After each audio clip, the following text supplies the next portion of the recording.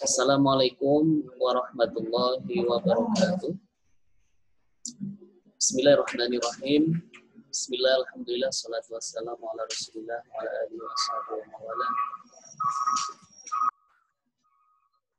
Asyhadu an la ilaha illallah wa asyhadu anna Muhammadan abduhu wa rasuluh. Rabbi shrah li sadri wa yassir li amri wa hlul 'uqdatam min lisani yafqahu qawli, amma ba'du. Pada segenap teman-teman mahasiswa untuk perkuliahan mata kuliah Aswaja, untuk pertemuan yang kali ini kita akan bahas kaitannya dengan takwil, ya, kemudian ayat muhkam dan mutasyabihat, seperti itu. Oke, ya, sesuai dengan RPS kita akan bahas kaitannya dengan takwil, ayat muhkam, dan mutasyabihat. Terkait dengan berbicara tentang takwil, ya, kemudian ayat-ayat mutasyabihat, ya, kita akan membahas kaitannya dengan pembagian ayat dalam Al-Quran, seperti itu. Oke.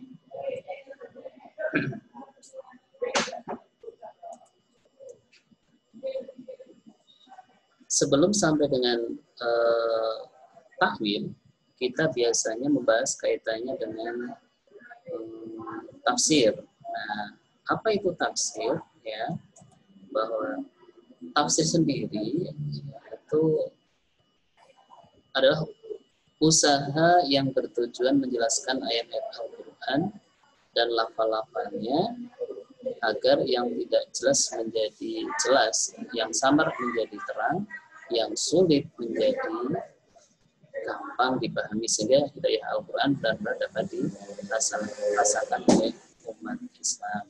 Artinya apa? Dalam penafsiran sendiri itu adalah agar masyarakat itu bisa memahami tentang teks-teks ayat-ayat Al-Quran. Akan tetapi dalam penafsiran Al-Quran sendiri membutuhkan beberapa ilmu yang terkait dengan ilmu bahasa Arab. Ada nahwu, sorof, ma'ani bayan, dan sebagainya. Jadi tidak sembarangan orang itu bisa menafsirkan Al-Quran seperti itu. Oke. Nah, kemudian apa itu takwil? Takwil sendiri secara bahasa adalah arruju. Kemudian secara istilah sendiri adalah memalingkan lafal-lafal dari makna lahirnya ke makna batinnya. Jika makna itulah yang sesuai dengan jiwa Al-Quran, gitu ya. Nah, ketika kita mencontohkan takwil, itu biasanya pada ayat-ayat yang di situ memang ayat-ayat yang seolah-olah itu kita ketika memahami sebuah teks ayat tersebut, maka kita menjadi rancu atau ragu karena diartikan secara lafal itu nanti seolah-olah tidak sesuai dengan hati sanubari kita, hati kita. Contohnya adalah pada ayat yadullahi fawqa aydihim, ya. Kalau kita artikan yadullah itu tangan, ya, maka tangan Allah itu di atas tangan mereka. Nah, itu ketika kita artikan seperti itu, ya, maka akan menjadi rancu, ya. Maka arti yadullah sendiri atau tangan Allah kita artikan sebagai kuatullah, atau istilahnya adalah kekuasaan Allah, gitu ya. Kemudian fawqa aydihim, di atas kekuasaan mereka, seperti itu. Tapi dalam takwil sendiri ada dua madhab, ya. Madhab yang pertama adalah takwil, artinya apa?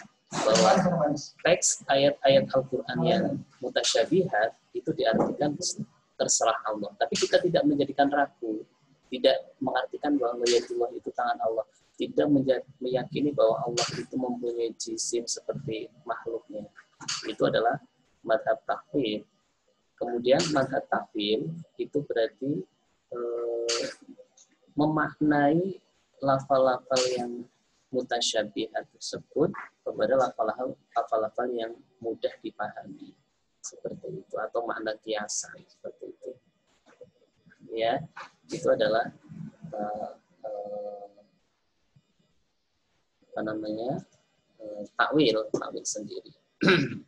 Nah, kemudian di dalam Al-Quran sendiri ya, kalau kita belajar tentang ulumul Quran, bahwa dalam Al-Quran sendiri terbagi menjadi dua, ya, yaitu ayat-ayat yang muhkam, kemudian ayat-ayat yang mutasyabihat. Apa itu ayat muhkam? Adalah ayat-ayat yang sudah jelas artinya, tidak perlu pemahaman lain, kita membaca sudah akan, tetapi untuk yang mutasyabihat itu perlu ada penakwilan atau makna yang lebih mudah dipahami seperti itu. Itu bicara tentang muhkam dan mutasyabihat gitu ya. Nah, di sini ya, ini berbicara tentang muhkam dan mutasyabihat sendiri ya, bahwasanya sahabat Ibnu Habib An-Naisaburi menceritakan bahwa dalam permasalahan antara muhkam dan mutasyabihat itu ada beberapa pendapat ya, bahwa yang pertama adalah bahwa semua ayat Al-Quran adalah muhkam ya, itu dalam dalilnya ada ya, yang artinya kitab yang dimuhkamkan Allah. Kitabun mat ayat itu Quran surat Hud ayat 1. Kemudian yang kedua bahwa semua ayat itu adalah mutasyabihat. Yaitu dalilnya juga ada kitab mutasyabihan gitu ya. Al-Quran yang serupa, mutu ayat-ayatnya lagi berulang-ulang. Nah, jawaban dari ayat tersebut adalah bahwa yang dimaksud kemuhkaman ayat Al-Quran adalah ketelitiannya dan tidak ada kekurangan dan perselisihan terhadapnya. Nah, kemudian kemutasyabihannya, mutasyabih, tasyabuh, ya, penyerupaan adalah bahwa keadaannya yang saling menyerupai satu dengan yang lain dalam hal kebenaran, kejujuran, dan kemukjizatan. Itu. Nah, ada beberapa pendapat tentang maksud muhkam dan mutasyabih. Yang pertama, ada yang mengatakan bahwa muhkam adalah yang diketahui maksudnya. Maksud dari ayat Al-Quran itu adalah muhkam. Kemudian mutasyabih sendiri hanya diketahui maknanya oleh Allah. Nah, ini yang seperti saya katakan tadi, bahwa dalam ayat-ayat mutasyabih ada dua madhab, ya, madhab takwil yang langsung hanya Allah yang tahu, dibandingkan ke Allah, yang kedua adalah takwil gitu. Nah, kemudian ada yang mengatakan muhkam adalah yang jelas maknanya. Jelas maknanya, dan mutasyabih adalah antonimnya, artinya yang tidak jelas, ya, perlawanannya. Itu ada yang mengatakan seperti itu pendapatnya. Ada yang mengatakan bahwa muhkam hanya dapat ditakwilkan dengan satu penakwilan saja. Yang muhkam boleh ditakwili, tapi dengan satu penakwilan. Itu boleh. Kemudian mutasyabihat ditakwilkan dengan beberapa takwil. Ini yang pendapat yang ketiga. Jadi ayat-ayat muhkam itu boleh tetap ditakwilkan, tapi cukup dengan satu penakwilan. Akan tetapi yang mutasyabihat sendiri boleh beberapa penakwilan agar lebih mudah dipahami ayat-ayat tersebut. Kemudian ada yang mengatakan muhkam adalah yang logis maknanya, dan yang mutasyabih adalah antonimnya. Maksudnya apa? Muhkam itu secara nalar orang Muslim sendiri sudah bisa memahaminya tentang teks-teks ayat-ayat muhkam dalam Al-Quran. Akan tetapi yang mutasyabih sendiri itu masih kesulitan untuk memahami secara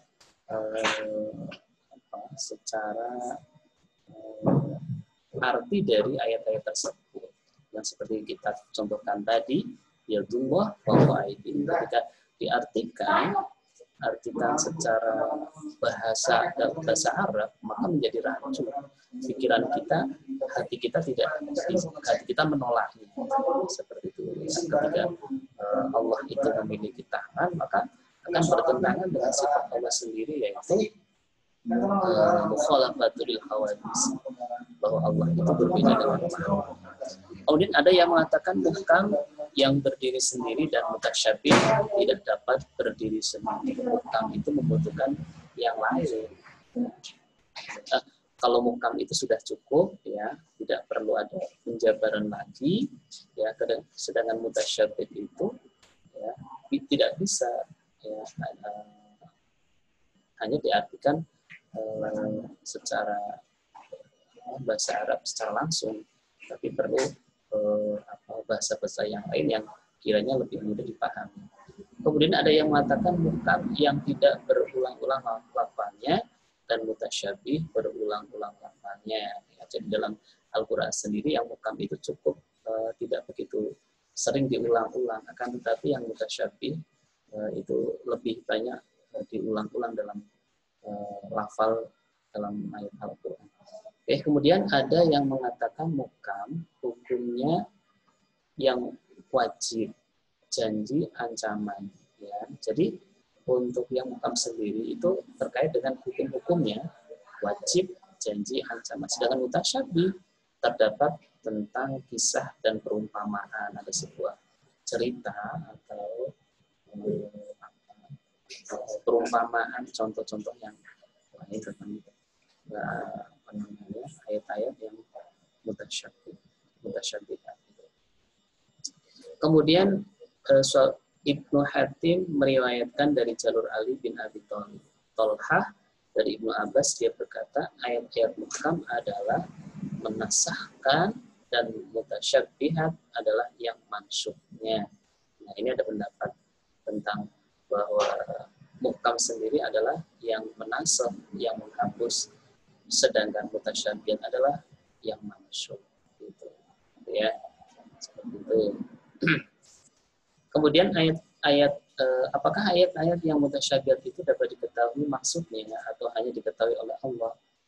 Nah, permasalahan ini ada beberapa pendapat, ya, mengenai firman Allah, ya, warasikhuna fil ilmi, orang-orang yang mendalam ilmunya. Menurut Abu Humaid meriwayatkan dari Mujahid tentang ayat tersebut, dia berkata mereka mengetahui tafsirnya dan kami beriman kepadanya. Ini ya tentang ini ya, cerita tentang sahabat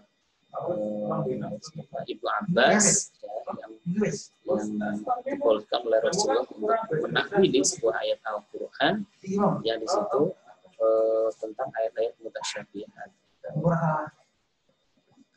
Ibnu Hatim meriwayatkan dari Ad-Dhahhak, ya, bahwa dia berkata orang yang mendalami ilmunya mengetahui takwilnya.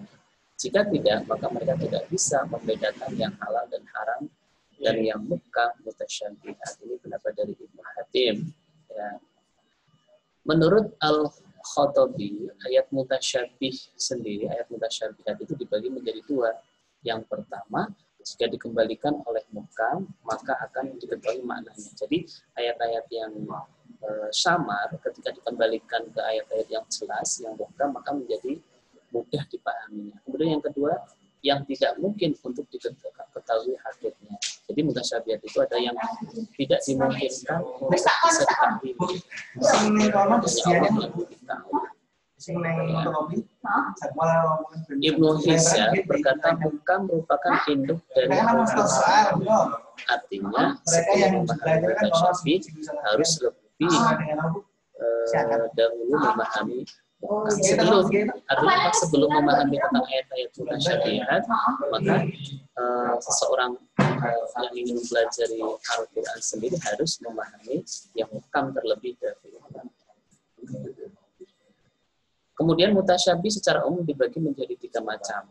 Yang pertama mutasyabih dari isi lafal, ya, yang terbagi menjadi 2. Yang pertama kembali pada lafal-lafal yang berdiri sendiri atau mufrad, kita katakan mufrad. Yang kedua kembali pada susunan kalimat dengan cara meringkas pembicaraan, memanjangkan pembicaraan, dan adanya tuntutan dari suatu pembicaraan. Ini yang pembagian mutasyabih di ayat mutasyabihat yang pertama dari segi lafalnya, ya. Yang pertama kembali kepada lafal, yang kedua kembali pada susunan kalimat. Kemudian mutasyabih dari sisi maknanya, berisi sifat-sifat Allah dan sifat-sifat hari kiamat. Ini dari mutasyabih dari sisi maknanya. Isinya adalah tentang sifat-sifat Allah kemudian sifat-sifat dari hari kiamat. Kemudian yang ketiga adalah mutasyabih ditinjau dari kedua sisi. Ya, artinya dari sisi makna kemudian sisi lafalnya. Ya, sisi banyaknya. Ya, yang pertama seperti ayat faqatulul musyrikin. Banyak sekali ayat itu. Kemudian dari sisi cara, seperti dari yang wajib, dari yang sunnah. Contohnya, wankihu ma taba lakum minan nisa. Ini dari sisi cara. Wankihu ma taba lakum minan nisa. Nikahlah kamu pada perempuan yang baik menurut kamu. Gitu ya. Kemudian dari sisi waktu, seperti yang nasakh dan mansukh, menghapus dan yang dihapus. Contohnya, ini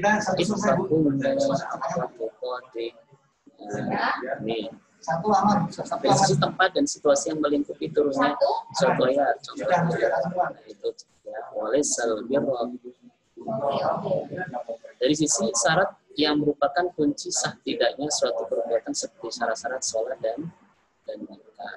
Ya. Kemudian yang termasuk dalam ayat mutasyabihat, ayat tentang sifat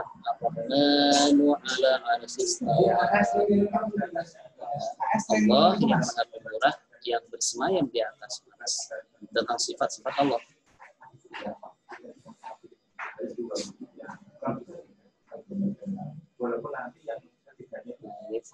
Kemudian yang termasuk ke dalam mutasyabih ialah permulaan surat. Ya, contohnya alif lam mim. Kemudian kaf ha ya ain shad. Kemudian banyak sekali nun. Itu juga termasuk dalam kategori ayat. Contohnya ya, yang diriwayatkan dari jalur Ikrimah dari Ibnu Abbas pada ayat nun alif lam mim, huruf-huruf bagi nama Allah yang dipisah-pisah. Apakah muka memiliki kelebihan atas mutasyabih? Menurut pendapat Al-Bakrabazi menjawab bahwa yang muhkam sama dengan yang mutasyabih dari satu sisi dan berbeda dengannya pada sisi yang lain. Kalau dilihat dari kesesuaian dalam hal tidak mungkin mengetahui maknanya kecuali setelah mengetahui maknanya dan perbedaannya muhkam itu tidak mengandung makna kecuali hanya mengandung satu makna, sedangkan mutasyabih membutuhkan pemikiran dan penelitian agar dia dapat menafsirkannya dengan makna yang layak baginya. Kemudian hikmah dari turunnya ayat mutasyabih, apakah ada hikmahnya? Ada mutasyabih. Anjuran kepada para ulama untuk melakukan penelitian, ya istihad, ya, guna mengungkap aspek-aspek yang bersambung dari ilmu pengetahuan dan penjelasan tentang kandungan dan kedalamannya, dorongan jiwa untuk mengetahui kebutuhan indera ibadah yang itu yang dapat kami sampaikan untuk pertemuan kuliahan yang keempat. Terima kasih, mudah-mudahan manfaatnya. Silakan dipelajari. Terima